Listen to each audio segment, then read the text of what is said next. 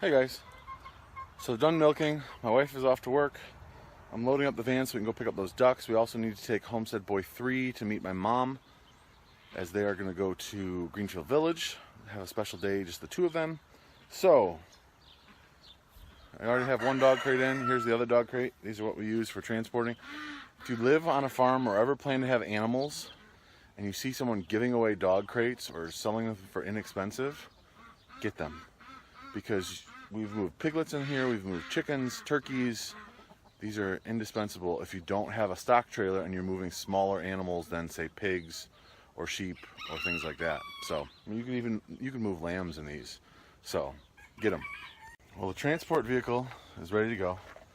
Now I've got to go see if the human occupants are ready. I don't think so.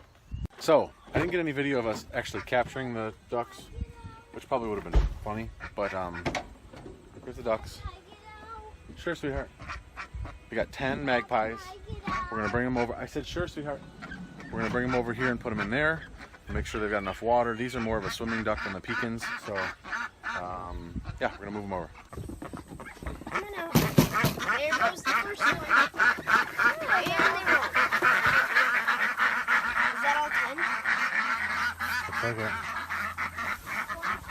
So we have 18 ducks now.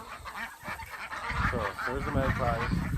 Oh, the white pecans are coming to meet them. Yeah, I didn't know white pecans were bigger. Oh yeah, a lot bigger.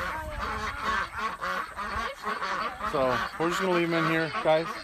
Let's back up and give them, guys, out of here. We're gonna give them some space, let them figure it out. Like I said, there's a spot over there where they could get underneath the fence and get out, just like the chickens do. But I'm kind of hoping they don't. I'm very interested to see how this whole white pecan magpie introduction goes. Guys, you want to put those back on the other side? What? Put the crates back on the other side. So we'll see how it goes. You can see the magpies are much smaller than the pecans. They're supposed to be much better egg layers.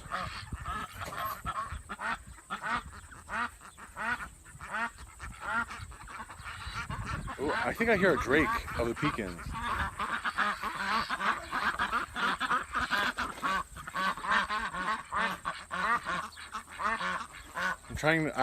I'm not good at sexing them by voice, so I'm trying to figure out.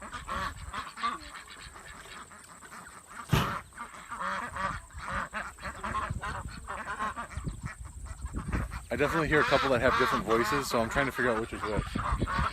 But see, the magpies are a little bit more sociable. They've been used to being out, so this should be fun. We'll see how it goes. I'm going to show you one of the waters that we're using now. So that water right there is just a tray that has you fill up a 5-gallon bucket and you kind of flip them both over together, and it puts water in the tray.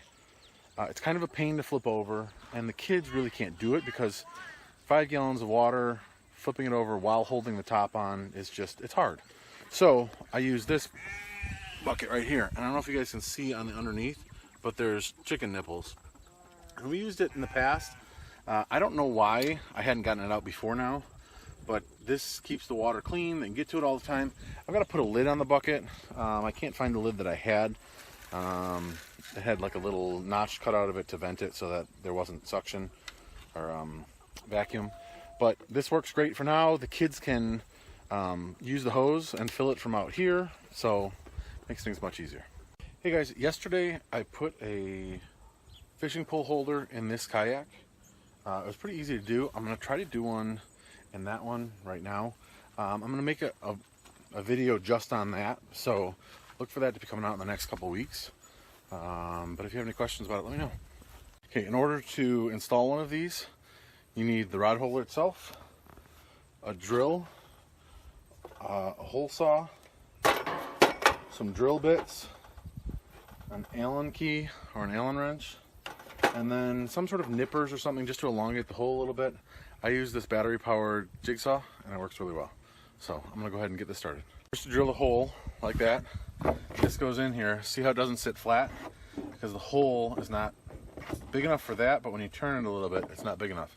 So now I'm going to grab the jigsaw here, and just elongate this just a little bit. Okay, you can probably tell I cut a little bit off here, and now when I put this in, it sits down just fine. So now I just got to drill the correct holes and use the hardware that came with the rod holder to drill this in.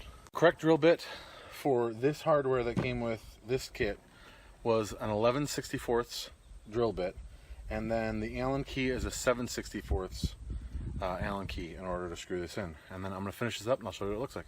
So that's it. Here it is. Fishing rod goes in there when you're not using it. You put the cap on. It's almost flush. It just protrudes a little bit, so it's not in the way. It almost took me longer to gather up the tools to do this than it did to actually install. Probably 5 or 6 minutes to install this, and a couple minutes to get the tools together. So this is really easy to do if you're looking to improve your kayak. Something quick to do. Like I said, I'm gonna do a whole video on this at some point. But I just so I put one on the blue and one on the orange kayak, and we're good to go fishing now. Well, hello guys. It's good to see you. It's a nice evening. It has been a beautiful day. You can see the beautiful sunset back there. Just a second, sweetheart. We had a busy afternoon. We went to Costco quickly. We went to the Secretary of State because I needed to get the truck license plate renewed. I went to Walmart because I was looking for some plastic hooks that go on the kayak, but they didn't have it. Then we went over to my parents' house. She watched 4 of the kids while Homestead Boy 1, Homestead Girl 1, and I went to a basketball open gym. Then we met my wife for dinner at Culver's, and now we're home. So I'm saving some milk tonight. They're taking out the trash and recycling. It has been a beautiful day. It's been a beautiful week so far. And it's supposed to stay pretty good. It's supposed to get a little bit warmer, but we should be able to handle it. So, animals all look good. The ducks seem to be integrating just fine. I see some magpies in and among the pecans. So, that went well. Now, probably wait until this weekend to consolidate the rest of the chickens. So, that rooster right there, he's a beautiful, beautiful Jubilee Orpington rooster, but he has not been doing his job. If you guys remember, we tried incubating some eggs early this spring, and he failed. They were the fertility was awful. So, in order to fix that, we got these 2 guys, that guy right there, and that guy right there. They are 2 Jubilee Orpington roosters. I hate to just get rid of, I think the kids call that one Thunder, the one who's not doing his job. Hate to just get rid of him, but when we were picking up the magpie ducks today, my friend who I bought Prudence from, and who we got the ducks from, she had said, hey, I've only got 1 rooster. If you're looking to rehome a rooster, I don't care if he's, fertile or anything, if he's pretty and you want to, get rid of him, he can come live with us. So, he has gotten a stay of execution. He really is a pretty, pretty bird. He's got great speckling on his front. He's got nice red and orange hackles. His tail is iridescent green. He's really cool looking. I just wish he was doing his job. I'd heard people say, well, you can trim, his feathers and the hen's feathers so that he can make better contact. And then I was like, no, we just need a rooster who can do his job. So, that will happen soon. We'll probably, what I was trying to get to, in a very, very roundabout, circuitous manner, is we'll probably take him over to my friend's house, and then that will leave the flock without a rooster. But when we add everybody else together, we're going to have several roosters in there. So there won't be an established rooster. They can kind of figure it out. We'll probably have to get rid of some other roosters and maybe pen some off, but I'd like for them all to be one happy flock with 60 or so birds, maybe more than that. There should be enough space and hens for 3 or 4 or 5 roosters. Some of the roosters, I think we've got 4 bantam roosters, so hopefully they don't, I don't know, we'll see what happens. It's going to be interesting. Anyway, I hope you guys had a wonderful day.